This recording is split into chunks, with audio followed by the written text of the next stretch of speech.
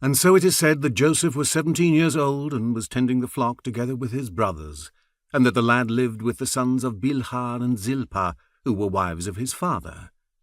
That is correct.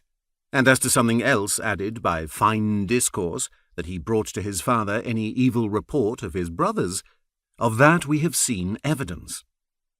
It would not be difficult to take a point of view that makes him look like an insufferable scamp. That was his brother's standpoint. We do not share it, or, better, having assumed it for a moment, we immediately put it behind us. For Joseph was more. But these statements, being so precise, require, each in its turn, elucidation and clarification, so that a state of affairs compressed and shrunk by its having happened so long ago may now unfold fully. Joseph was 17 years old, and in the eyes of all who beheld him, the most beautiful among the children of men. To be frank, we do not like to speak of beauty. Does not the concept, the word, exude boredom? Is beauty not a sublimely pallid notion, a pedant's fantasy? It's said that it is based in laws, but laws speak to reason, not to emotion, which has no use for reason's strictures. That is why perfect beauty, which needs no apology, is so dreary.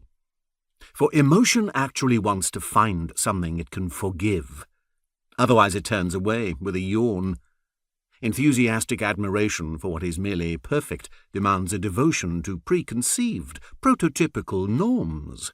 A pedant's devotion. It is difficult to ascribe profundity to such preconceived enthusiasm. The law's bonds are external and didactic.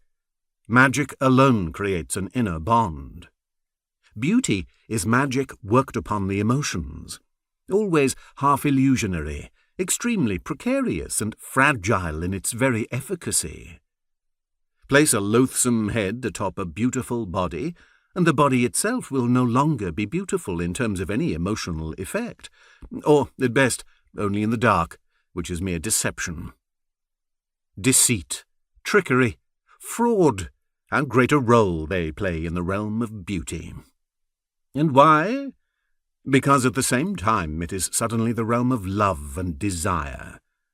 Because sexuality becomes involved and defines the concept of beauty.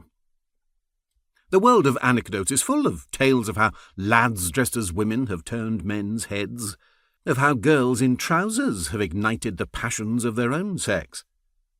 But discovery sufficed to dampen any such feelings, for with it beauty had become impractical.